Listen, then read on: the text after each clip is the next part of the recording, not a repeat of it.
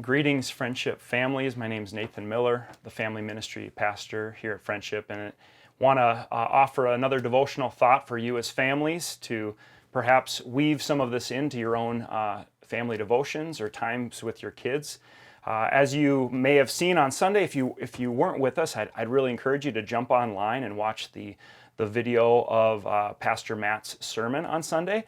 But the theme was on God being light. And this idea of light is pure, it reveals truth, it shows the path, and it brings life. And that through God's power as light, he describes himself as light in scriptures often. There's some beautiful truths that we can kind of think about regarding that, and asks us to be the light of the world as well.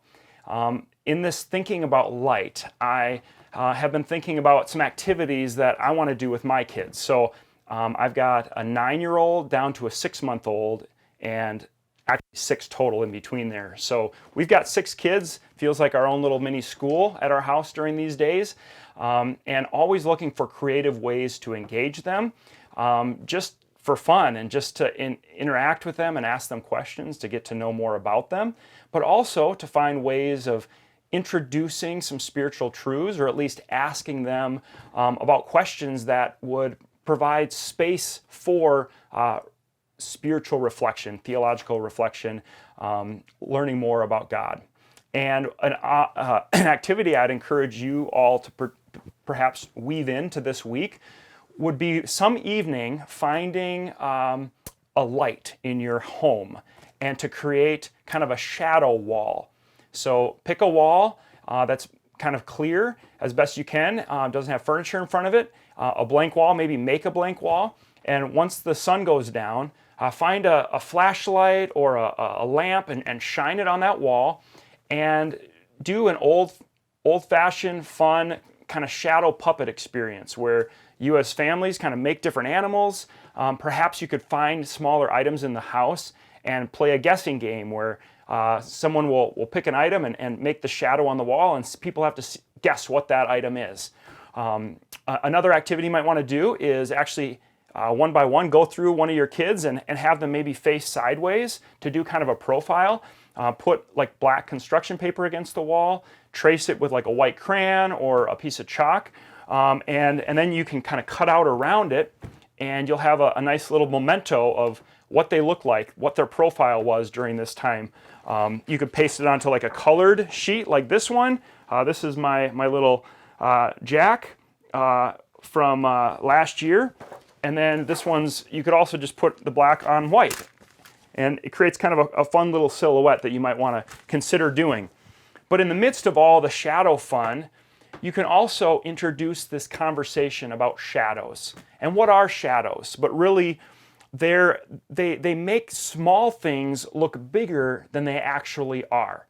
And I know one of the reasons kids get scared when they see a shadow is because they think it's a monster in their room, right? Or even us as adults, we'll see a shadow around the corner, and it may just be the dog, but it looks like a monster to us, and it kind of catches us off guard.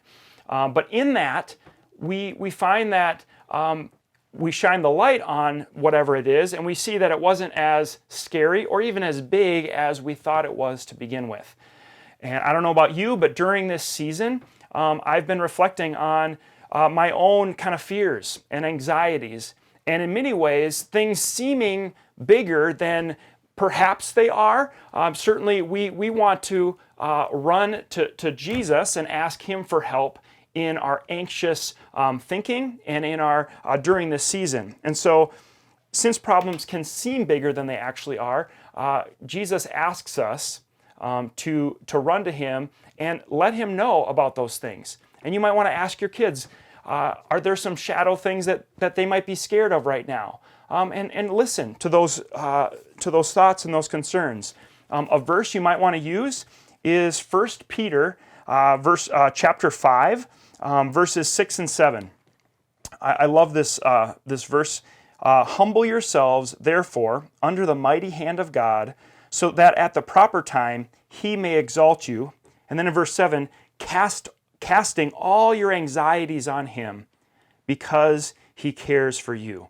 We can cast all our anxieties on God, on Jesus, because He cares for us. He promises to be with us and in many ways bring back to the regular size the problems that we see.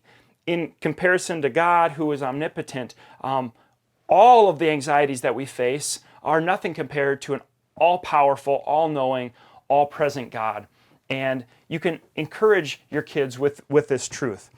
Another fun on shadow might be turning back to Psalm.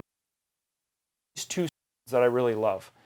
Psalm 36, verse 7, and Psalm 63, verse 7. In both of these Psalms, it's kind of interesting. You take the three and you switch them around. So 36, verse 7, and 63, verse 7, we see a picture of a kind of shadow that actually brings hope, a kind of shadow that actually brings a sense of peace. And what shadow is that? Well, let me read it. 36, verse 7. How precious is your steadfast love, O God!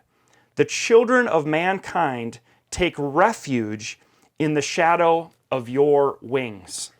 And then again in Psalm 63, verse 7, you have been my help, and in the shadow of your wings I will sing for joy. And here we have this beautiful picture of the kind of shadow that when we look, we realize God is covering us with His protection.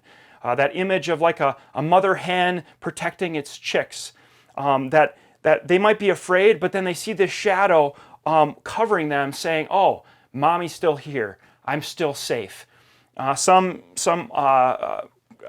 Bible scholars also think there might be a reference to kind of the angels over the Ark of the Covenant, the cherubim, and there's this similar picture of God's presence being shadowed down to remind us that He's been here all along and He continues to be here protecting us and providing His shadow, that in the midst of that knowledge of His presence, we can have peace.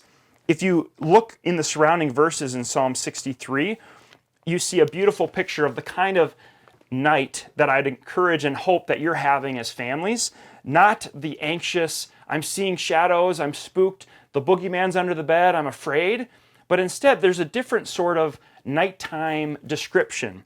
And in Psalm 63, verse 5, it says, my soul will be satisfied as with fat and rich food. Maybe Cheesecake Factory for some of you. I think they do takeout right now. And my mouth will praise you with joyful lips when I remember you upon my bed and meditate on you in the watches of the night. When your kids are in bed, are you spending those moments to meditate and listen to God during the evening? For you have been my help, and in the shadow of your wings I will sing for joy. My soul clings to you, your right hand upholds me. It's a beautiful picture of being reminded of the shadow of God's wings, that His ever-present protection in our lives allows our souls really to sing and to enjoy the riches of God's goodness, just like eating a nice bite of cheesecake or some other delicious food that you might be stockpiling right now that's your favorite, that you're making sure never runs out. Whatever that item might be, know that your soul, just in the knowledge of God's presence, can also be fed during this time.